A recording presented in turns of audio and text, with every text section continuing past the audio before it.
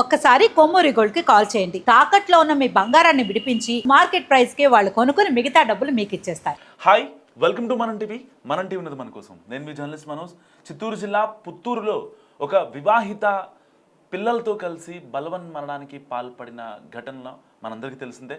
So ఈ విషయంలో ఇప్పుడు పోలీసులు విచారణలో ఉన్న తన భర్త శివశంకర్ నమ్మలేని నిజాలు చెప్తున్నారు. సో ఇప్పటిదాకా కేవలం తన భర్త శివశంకర్ ఎలాంటి డబ్బులు సంపాదించట్లేదు, పిల్లల్ని ఇటు పద్మాని సరిగా చూసుకోవట్లేదు అనే ఒకే ఒక్క రీజన్తో చనిపోయారని అందరూ అనుకుంటున్నారు. సో దానికి సంబంధించిన సూసైడ్ లెటర్ కూడా మనం చూసాం. వాళ్ళ అన్న గురించి మాట్లాడింది, వాళ్ళ అమ్మ గురించి, వాళ్ళ నాన్న గురించి, ఇంకా తన భర్త శివశంకర్ గురించి కూడా మాట్లాడింది.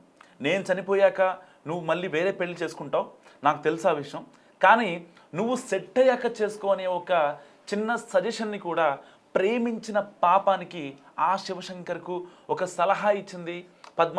సో ఇలాంటి నేపథ్యంలో పోలీసుల విచారణలో ఇప్పుడు నమ్మలేని నిజాలు బయటకు వస్తున్నాయి. ఇప్పటిదాకా తన ఇద్దరి కూతుళ్లకు మరణశాసనం రాసి కేవలం ఆవిడ బలవన్మరణానికి పాల్పడిన మాట అందరికీ తెలుసు. కానీ ఇప్పుడు ఈ కేసులో ట్విస్టుల మీద ట్విస్టులు బయటకు వస్తున్నాయి. సో భర్తే ఆ ముగ్గురిని చంపేసి గేమ్ ఆడుతున్నాడంటూ కూడా పోలీసులు విచారణలో తెలుస్తున్న పరిస్థితి. సో ఇప్పటిదాకా ఆ ముగ్గురు చాలా ఇబ్బంది పడ్డారు. పెళ్లి విషయంలో వాళ్ళ అమ్మా నాన్న ఎవరైతే పద్మ తల్లిదండ్రులు వాళ్ళ అన్న చెప్పినా సరే వినకుండా ఈ శివశంకర్ని పెళ్లి చేసుకొని తాను చాలా ఇబ్బందులు పడ్డాదన్నది వాస్తవం. ఇటు బంధువులు చెప్తున్నమాట అండ్ ఇంటి ఇరుగు పొరుగు వాళ్ళు చెప్తున్నది కూడా అదే. సో ఇలాంటి నేపథ్యంలో 2019లో ఈ పద్మకి శివశంకర్కి పెళ్ళయింది. దాని ఫలితంగా ఇద్దరు పిల్లలు ఉన్నారు. ఒక అమ్మాయి లాస్య, ఒక అమ్మాయి తేజ. నిజంగా ఇద్దరు పిల్లలు కూడా చాలా అంటే చాలా బాగున్నారు, చూడ ముచ్చటగా ఉన్నారు ఇద్దరు కూడా. అలాంటి పిల్లల్ని మరి భర్తే చంపాడా, లేకపోతే ఇలాంటి భర్త దగ్గర ఏదైతే శివశంకర్ చేసిన అరాచకాలు ఉన్నాయో అలాంటివి తట్టుకోలేక పిల్లలకు కూడా మరణశాసనం రాసి పద్మే చనిపోయిందా అన్న విషయం మరి కాసేపట్లో తేలాల్సి ఉంది. ఏదేమైనప్పటికీ చివరిసారిగా పద్మ ఒక లెటర్ రాసింది.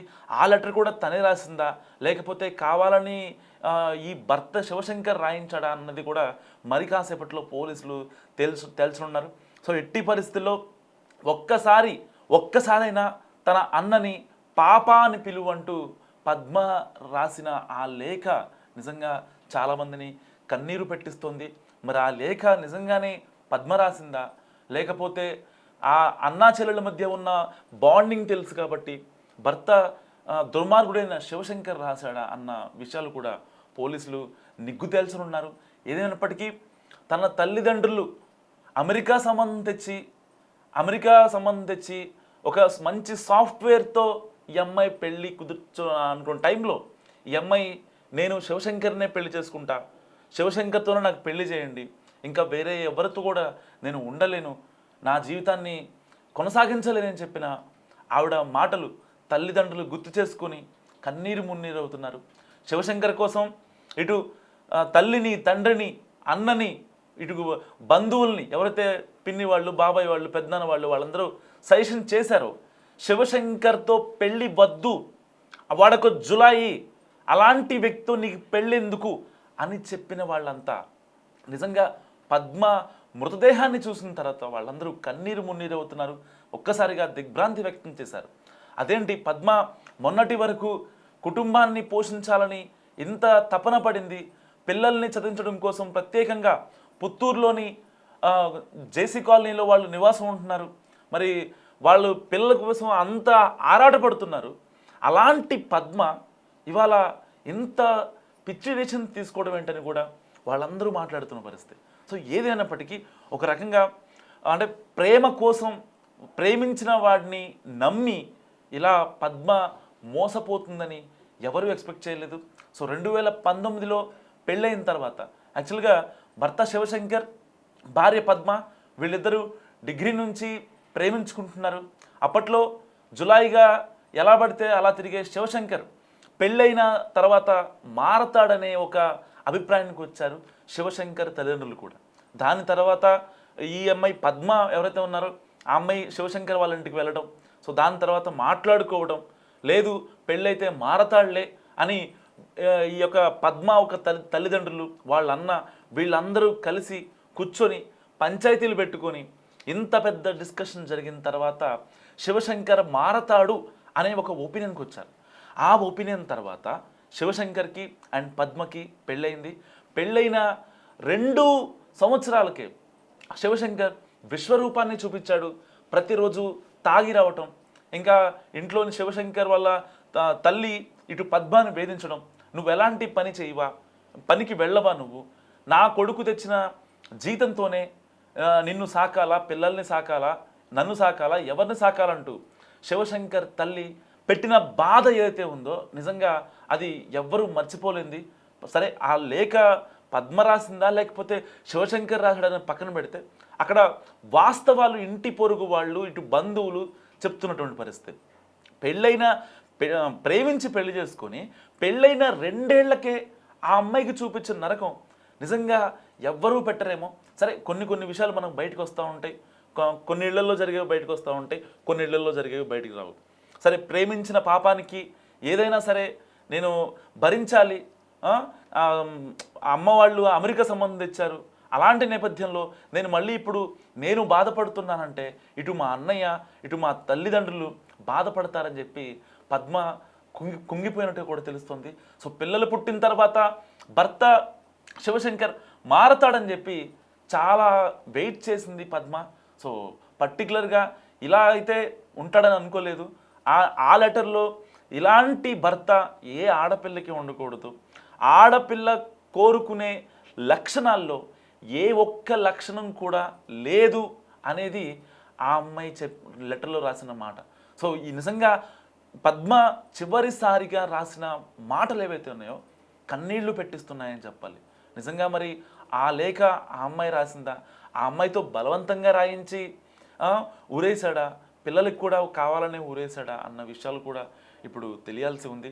నిజంగా చర్లపల్లిలో సాఫ్ట్వేర్ ఏదైతే తన ఇద్దరి బిడ్డలకి బలవం మరణానికి పాల్పడి వాళ్ళని ట్రైన్ కింద పడేసి తాను చనిపోవడం అయితే కలకలం రేపుతుందో దాన్ని ఇంకా తెలుగు రాష్ట్రాల ప్రజలు మర్చిపోకుండా నిజంగా దేశవ్యాప్తంగా పెద్ద ఇన్సిడెంట్ నిజం చెప్పాలంటే ఒక స్ట్రాంగ్ ఉమెన్ చనిపోవడం. ఇక్కడ సేమ్ ఇక్కడ పద్మ విషయంలో కూడా అదే పరిస్థితి. పద్మ ఎప్పటి నుంచో 2019లో పెళ్ళైన తర్వాత పిల్లలు పుట్టిన తర్వాత ఆ అమ్మాయి ఇన్ని రోజులుగా స్ట్రాంగ్గా ఉంటూ వచ్చింది. తన భర్తని శివశంకర్ని మార్చుకుందాం, ఒక సమయంలో కాకపోతే ఒక పాయింట్లో అయినా సరే మారతాడు అనే ఒక ఇదితోనే ఆ అమ్మాయి ఇన్ని రోజులు జీవించింది.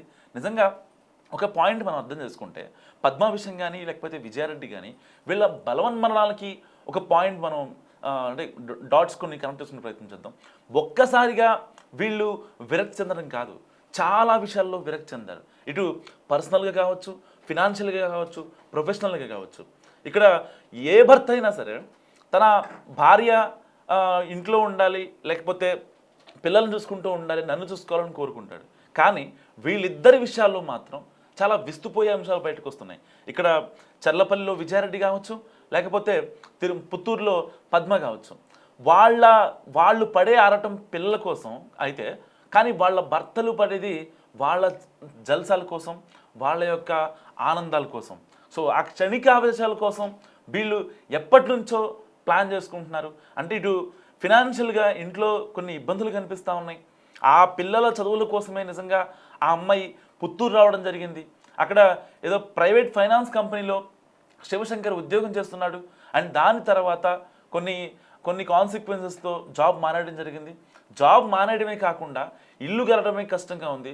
ఇలాంటి నేపథ్యంలో ప్రతి చోట దొరికిన చోటల్లా అప్పులు చేసి సో ఆ డబ్బులు కట్టకుండా మరొక జాబ్ చేయకుండా పిల్లల మీద ఇబ్బంది, ఇటు పిల్లల స్కూల్ కావచ్చు, ఇంట్లో పోషణ కావచ్చు, భార్య అవసరాలు కావచ్చు, ఇటు శివశంకర్ వాళ్ళ తల్లిదండ్రుల అవసరాలు కావచ్చు, ఇలాంటి అవసరాలు కనీస అవసరాలకు కూడా డబ్బులు లేక వాళ్ళు చాలా ఇబ్బంది పడ్డారు.